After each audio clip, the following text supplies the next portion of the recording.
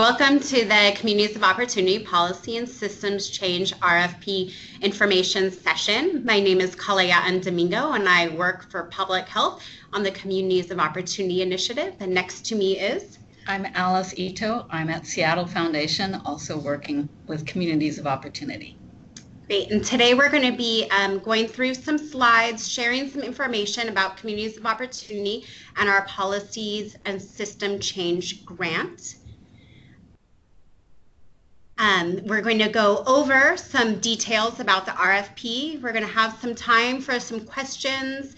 There's an opportunity for you to type in questions. If you have some, I also have some questions that we've already heard from our 3 information sessions that we've held over the last week and a half. And then we'll share one more opportunity that we have with you about future funding.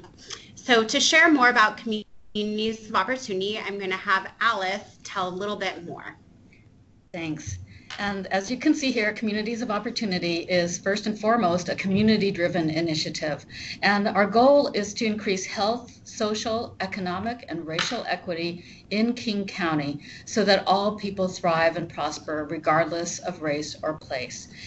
And one of the reasons this is so important is because, as many of us know, while overall people in King County are doing well as far as economically, job opportunities, wonderful quality of living in comparison with some other parts of the country, we also know that there are some folks who are not doing as well in the county, and some of that information has been masked by the great economic success in some portions. So what Seattle Foundation and King County partnered up to do is to take a closer look at the data and information about some of these negative disparities and inequities in the region and how they're affecting people's health and economic well-being and other factors. As you can see on these 8 maps, they are color-coded to show that in the dark red areas of the county, those are where we're seeing people having the poorest outcomes as far as poor health, lower life expectancy, greater tobacco use, frequent mental distress, and other kinds of negative conditions. And the dark blue areas are the areas where people are doing much better on these same measures and indicators of well-being. The foundation and King County government came together with community-based partners to do some planning around what kind of challenges could we address more effectively together than we could do separately. And so we created this partnership for Communities of Opportunity. And based on this data and mapping and analysis, we worked together to identify 4 interconnected areas that we believe that if we're able to increase equity and well-being in these 4 areas, then not only the reddest, deepest red communities, but the community as a whole across the region would benefit. And these 4 areas are health, housing, economic opportunity, and community connections. One of the reasons that it's so important that we have the community-based partners involved at the planning, design, and leadership level of this effort is that when we first started out, the foundation in King County had identified health, housing, and economic opportunity from some of the data that we had been analyzing. But it was the community partners who really raised up the importance of connectedness, relationships, and interactions within and across communities as a key area. Going on to say a little bit more about the Communities of Opportunity Initiative itself, we have 3 main components. As you'll see at the level of community partnerships, we are funding both place-based and will be funding cultural communities as well. What we're looking at here is partnerships that are created and self-defined by people within the communities that are most directly impacted by some of the negative conditions and disparities. That they have ideas, priorities, and strategies that they are going to be developing or have already developed and would like support to be addressing. We also have the institution, policy, and systems change component, which addresses policies and systems that can affect people across the county in all the neighborhoods. What we're looking at here is ways to modify and improve systems and policies that address root causes of the inequities that we're seeing. So in other words, rather than a Band-Aid approach or a short-term effort to provide services for immediate needs, we're looking at addressing root causes so that we can dramatically change the conditions that people are living with. And finally, we have the learning community component, which is an approach of activities, again, that will address the region-wide needs of communities to share learning, disseminate information about learnings from the communities of opportunity efforts, and take these successful efforts to a larger scale. Great, thanks, Alice.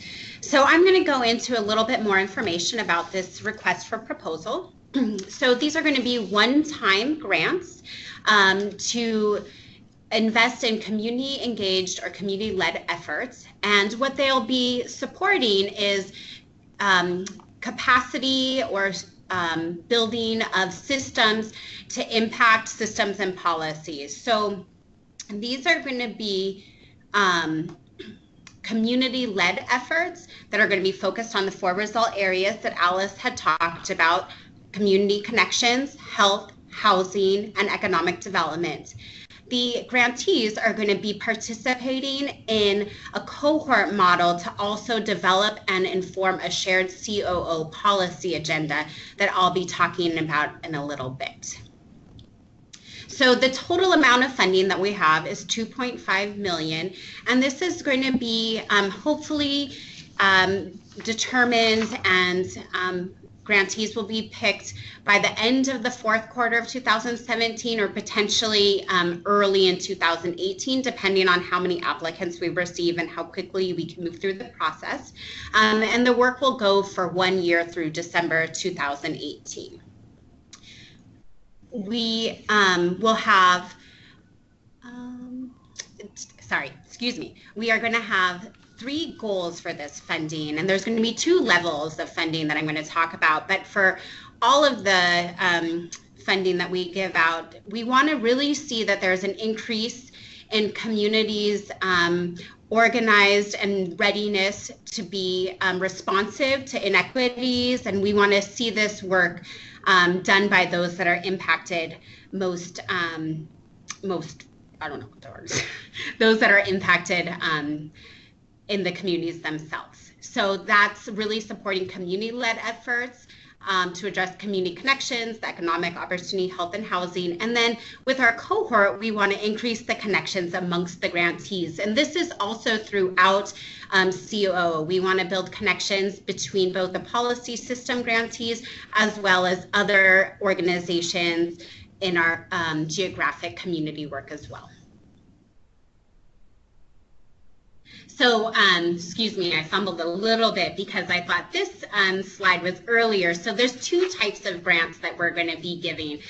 There's a project funding level, and this is for organizations that have been working on policy systems change and have an actual idea of what kind of policy or system change that they want to be making. So these are going to be a little bit larger grants, and they will range from $40,000 to $100,000.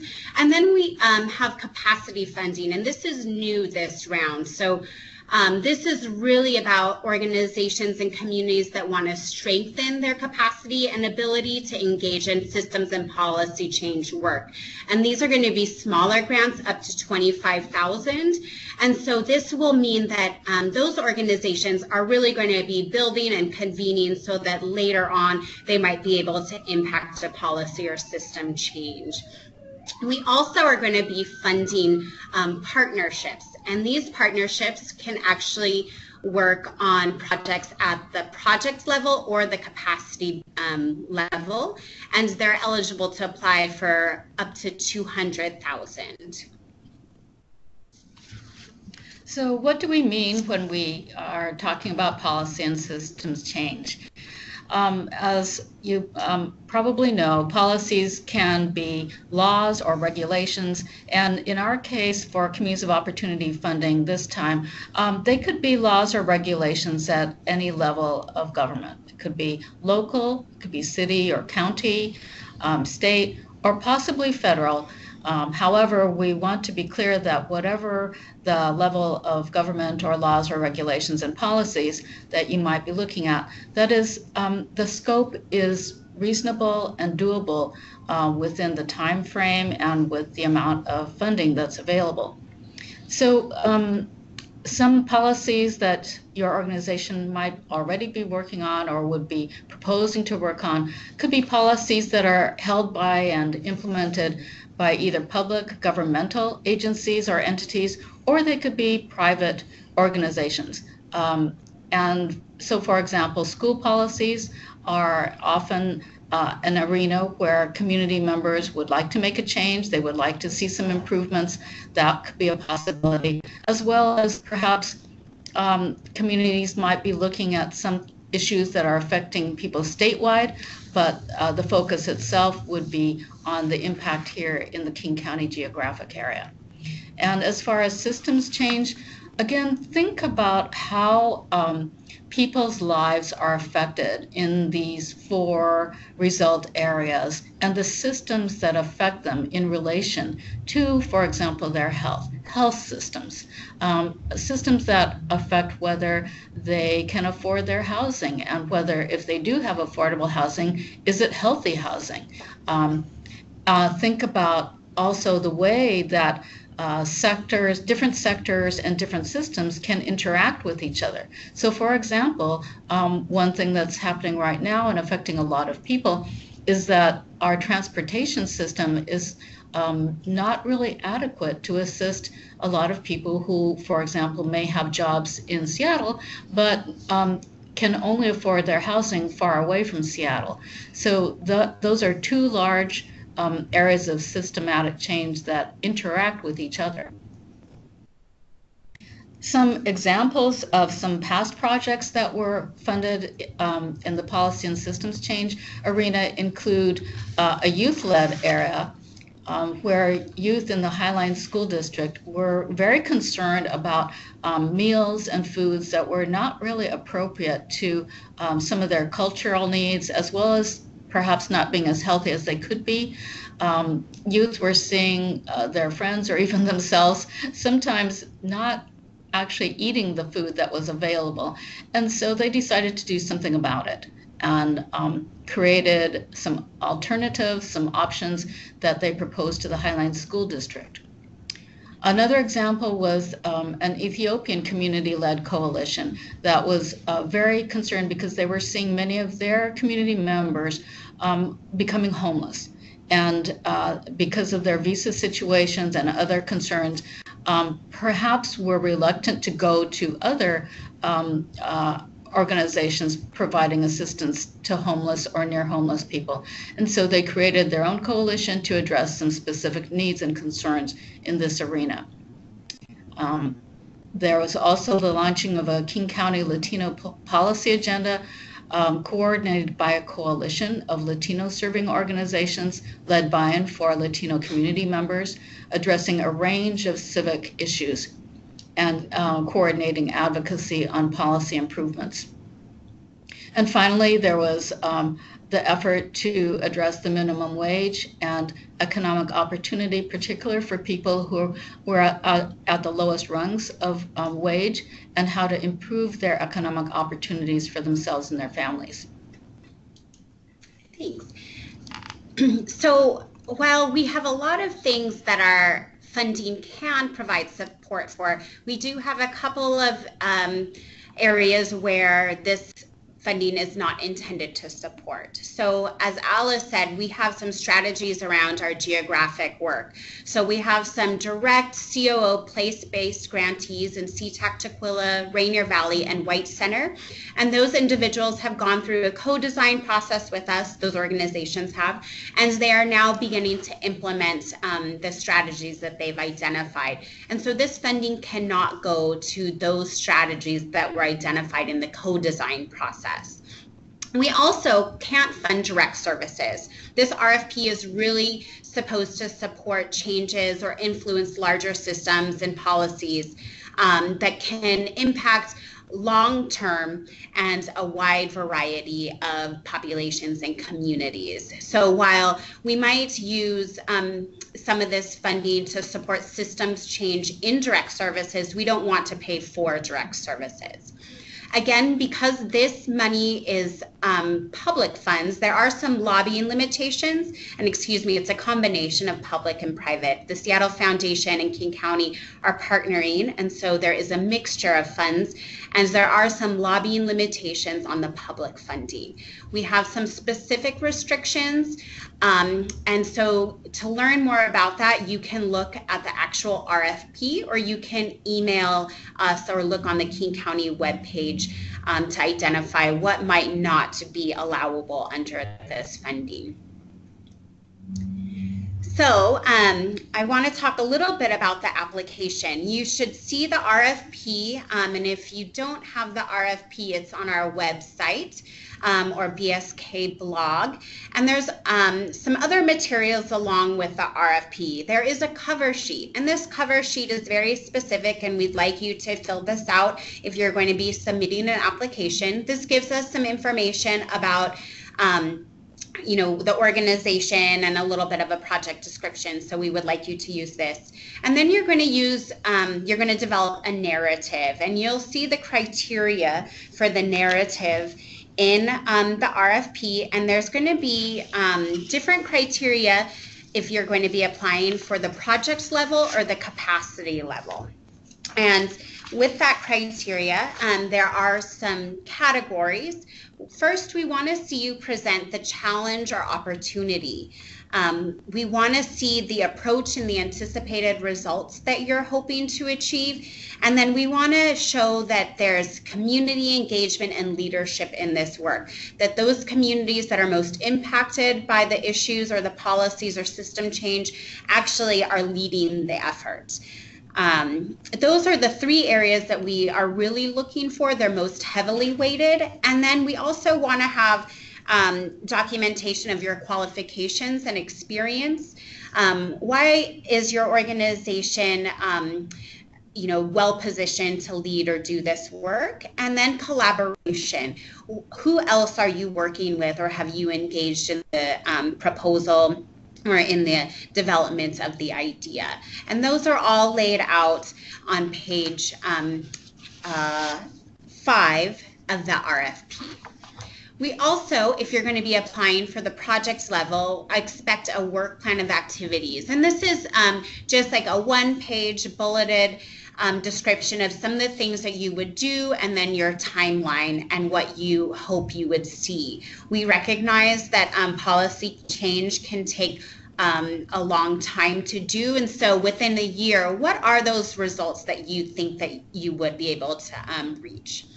We also are wanting to have some additional materials, and these are materials that we hope your organization already has, and if they don't, we don't expect that you would just develop them, but maybe you might be able to provide us some additional information to help fill in what we're looking for. So one of the things that we're looking for is the board list and affiliations. This helps us determine how well represented the community is in the organization.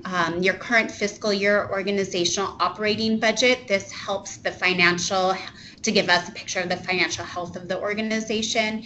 A proposed budget for your project or capacity building activities, how you are hoping to use the funding that you receive.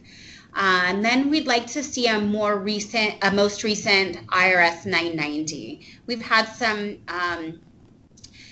questions and some of our information sessions about what do we do if we don't have a 990. Some smaller organizations have said we don't have one of those, and that's okay. We would just want to see what it is that you do have. Aaron Roberts is the contact, and we'll give you his contact information. So he would be able to help you navigate if you don't have any of these pieces of documentation, what you could provide instead. We also would like to see audited financial statements if they're available. Again, we would want you to provide things that you already have, not to go try to find things, and we recognize there's a short turnaround. So reaching out to Erin if you don't have these things would be the best way to problem solve how to turn in your application materials. So we've gone through this pretty quickly as it's a webinar. So we are going to take a little bit of time to present some questions that we've heard from our other information sessions, and this would now be the time for you to type in any questions that you have in the conversation box. I want to share a couple of additional pieces of information with you. One, we are part of the Best Starts for Kids levy, and through the Best Starts for Kids levy, there are technical assistance providers available. If you haven't received or applied for government funding before, or you're having questions about policy systems change, technical assistance providers are available for you to ask questions to. This is free for all potential applicants. It's best to reach out to these applicants early on in the process so that you can make sure that they have time to be able to respond to your questions, and they actually cannot respond to you if you haven't reached out to them 7 days prior to the closing date. So applications are received by November 9th at 5 p.m. Through the Seattle Foundation. So you can email applications. The website or the email address is grantmaking@Seattle Foundation, or you can mail them or hand deliver them directly to the Seattle Foundation. There was a prior version of the RFP that said November 6th, so I just want to confirm that it is November 9th, Thursday, November 9th. Because this is a joint relationship between King County and Seattle Foundation. Seattle Foundation is going to be fielding all the questions, but you can find information on both the King County website or the Seattle Foundation website for links to the RFP and the supplemental information. Aaron Robertson is the contact for any questions, and his email is on the slide. So it looks like we have one question already. Thank you.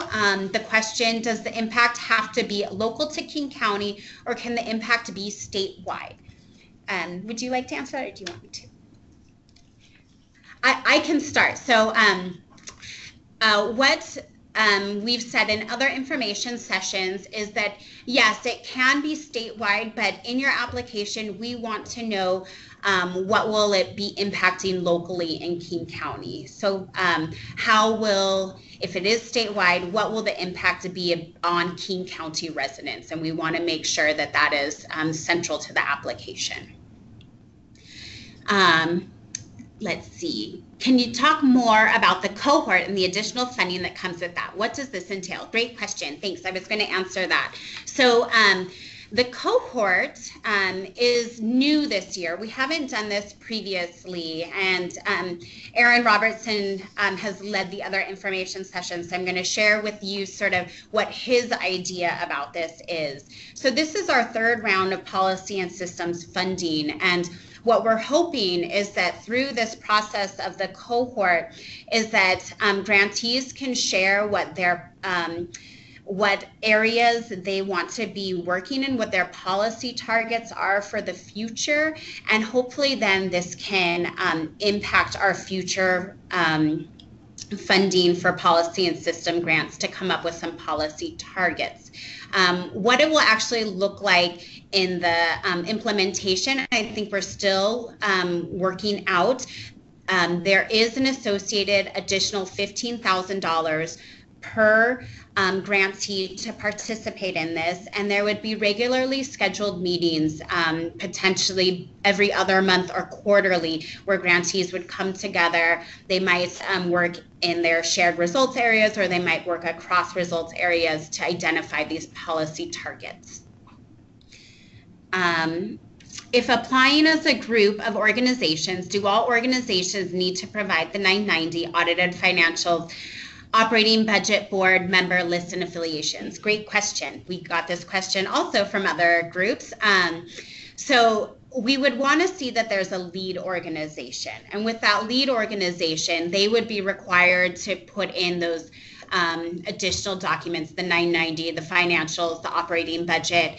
And what we would suggest for the board member lists and affiliations is that you would include it for all of the organizations. One of the examples that we brought up in our other information sessions is that a partnership might include a larger organization that might be partnering with smaller community-based organizations because of their relationships to the community. And so we want to see that the board is reflective of the community, and those smaller organizations might be able to reflect that better than maybe the larger organization. So we would ask, if possible, you would include the board list and affiliations for all of the organizations that are partnering. I'm going to looks like someone is typing a question. I have another question that came up that I thought you might be interested in. So some people have asked, what does the review process look like? So the review process is going to be a shared endeavor between King County staff, Seattle Foundation staff, and then some community leaders as well. And so we'll be looking at the RFPs and looking at the criteria. And then we anticipate that there will be a site visit. So there would be an in-person opportunity to talk more about the project or the plan that you've set forth. And we also have what's called our governance group. And our governance group is made up of 2 King County staff, 2 Seattle Foundation staff, and then the remaining are community leaders. And it is the governance group that has the ultimate say in who we decide to fund. So that body needs to approve our recommendations from that RFP review committee, and they would be the group that would actually let us go ahead with the funding. Okay, I'm going to read. Looks like we have a couple other questions. Maybe if you can go up on this side. Did we read that first one? Keep going up. I think there's. Okay, thanks. That's good. Okay, so we have another question. Do proposals have to be for policy change or systems change? I think it can be a blend. What's most important is as the applicant that you describe what you see as the policy and systems challenges or problems. And as we mentioned earlier, of course, many policies and systems interact with each other. So we would be very interested in reading about your description and analysis of the policy and systems challenges that you are looking at, what you see as the difficulties or problem to be solved, and how you would go about doing that. And you'll notice that you don't necessarily need to identify if it's just a policy or just a system change, but you will need to determine if you're going to apply for the project level or the capacity level. So that one you will need to decide. We have another question. The project I have in mind that I intend to apply for this funding is for research and data collection to undergird a broader advocacy strategy. My question is, do we need to anticipate system change deliverables by the end of 2018, or is it enough that we're gearing up for the system level change by building a coalition, collecting data, and agreeing on our shared strategy? So to answer this question, I think it's important to look at page 4 of the RFP and looking at the difference between the examples of funded activities under the project level and the capacity level. So this sounds like it might be under the capacity level funding. Because those things that you have named are all things that we could fund. You don't need to reach that change by the end of 2018, but we would want to know what is it that you do think you could reach in 2018. And so it looks like you have development of the shared strategy. And so that would probably be sufficient. Perhaps another factor to keep in mind is that if your organization or partnership, if it's a partnership, if you already have a history of conducting policy and systems change advocacy or work that might be similar, and you have that kind of history and demonstrated capacity to do that, then I think you could consider applying for the project level funding. If you do not already have a history of some success in the policy and systems change arena, you might consider instead the capacity level funding, but this is not hard and fast, and so please just take this as considerations for you to think about and not as an instruction or a direction. Great. So I think now it looks like a couple other people are typing in their questions, and I'm going to ask for those of you on the phone who haven't had a chance to type in, we'll get back to the questions that have been typed in, but for those of you on the phone, we're going to unmute you to see if you have any questions. You'll also have to unmute yourself.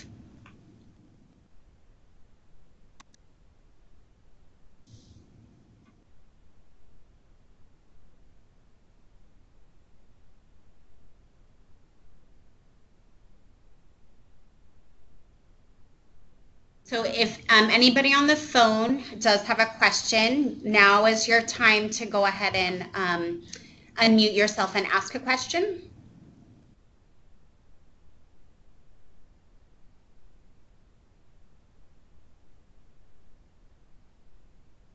Okay, we haven't heard anybody, so we'll just continue. And we have another question. Can you give a few more examples of what capacity funding could fund where a small organization with no prior experience in policies and system change?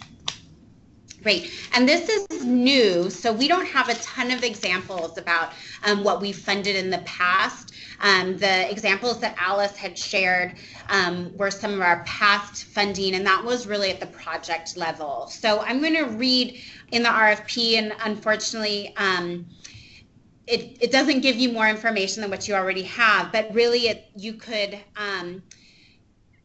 be funded for the convening or surveying of community members to discuss the needs or potential actions. So what is it that community thinks that they would need to do in order to have some impact over the systems or policies around them? You might be doing some type of analysis around what's already happening and where do you think you would want to influence? What are those barriers or challenges that are in the way of community being able to do or have what they need? You could do it for partnership work. Maybe there's some organizations that are working on similar areas as you and you want to build some coalitions, or you want to convene a table where you can share ideas or share strategies like somebody said earlier. Maybe you want to do a community organizing strategy where you want to get out and you want to talk to members of your community that are most impacted and try to hear from them what it is that they want to change. Do you have any other suggestions? You might also, well, this is similar to what was just described, but another possibility would be if you're not really sure yet what kinds of policy changes or systems changes would be useful from your community's point of view, you could actually perhaps propose that one of your activities would be to go out and find out, collect information from your community members about what their high priorities are and concerns that are affecting them that they would like to see some changes. Another possibility would be that perhaps you're not sure who else might already be concerned with these same issues, what other organizations might be addressing some of the same concerns, and so part of your activity might be to do that information gathering and connecting, as was said earlier, developing relationships with other organizations that you might be able to work with. Great. Did I hear somebody on the phone try to ask a question?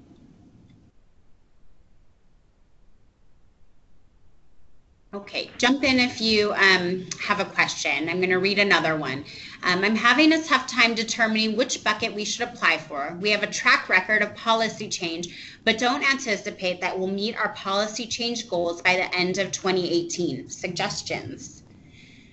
I think that that's probably pretty true for a lot of policy change. We recognize that it can take a longer period of time than just a year. What we would want to see for the project level is that you have some targets that you would know that you're on track to moving forward. So if you are able to identify what markers you might set for yourself to know that you're on the path to that policy change, that's what we would want to see.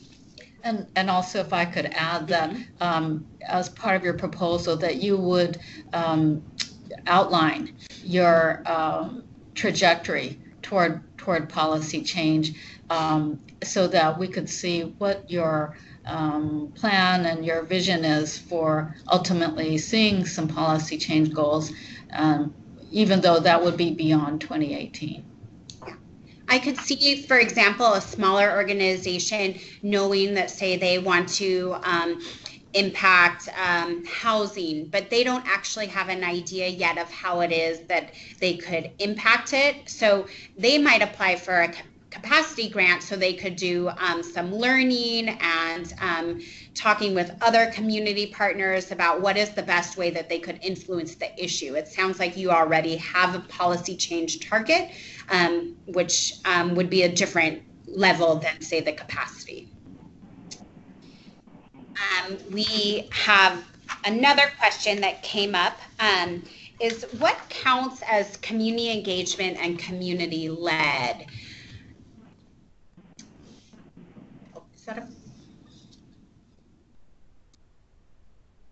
Sorry, it looks like maybe we have a phone call trying, I'm not sure.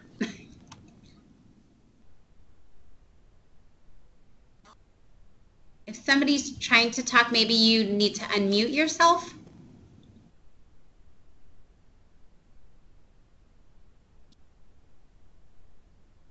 Okay, I apologize. I'm not sure that that's working. I would suggest you to go ahead and email Erin, whose email we put up on the webinar, and then it's on the RFP as well. If you're on the phone and you're trying to ask a question, we're not able to hear you. So the question we heard earlier in our information sessions and what does it mean, or what counts as community engagement or community led, and do we have a standard or expectation for that?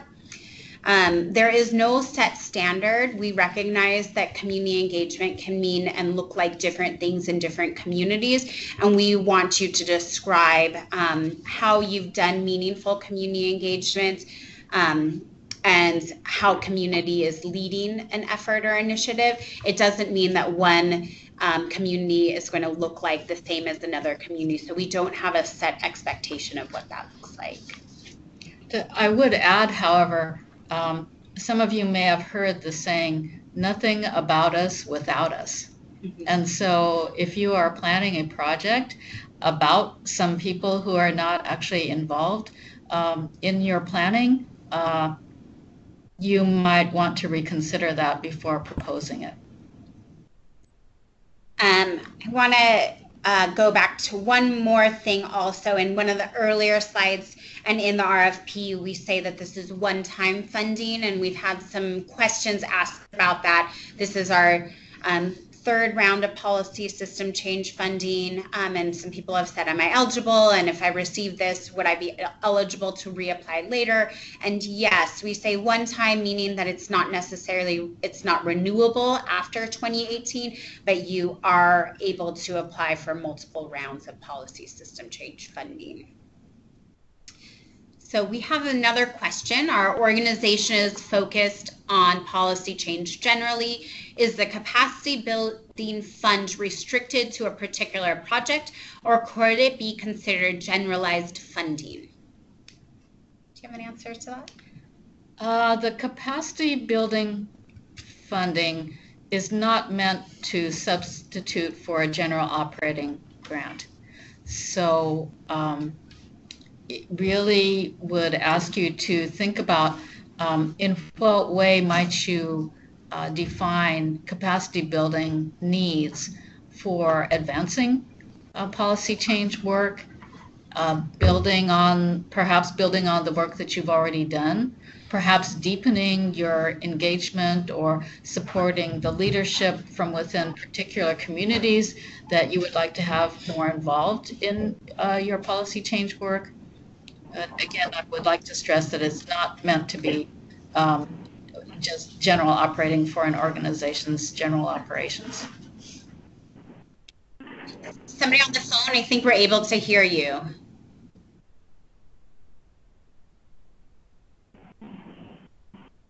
Okay. The other question that I have, it looks like somebody is typing in a question, but I'll bring this one up as well, is the partnership. This came up already in some of the questions, but as you saw, we do have an opportunity for organizations to come together and apply as a partnership. And how would they apply? So again, we are looking for only one application, and then all of the other materials, we would ask for the lead organization to submit the other materials, but we would like board affiliations of all of the organizations. Okay, can we use this funding to increase engagement of the stakeholders/clients and how our own organization operates? Yes, that's a possibility, especially if your organization has a great impact on a particular community or constituency, and you would like to improve or change that impact in some visible, demonstrable way.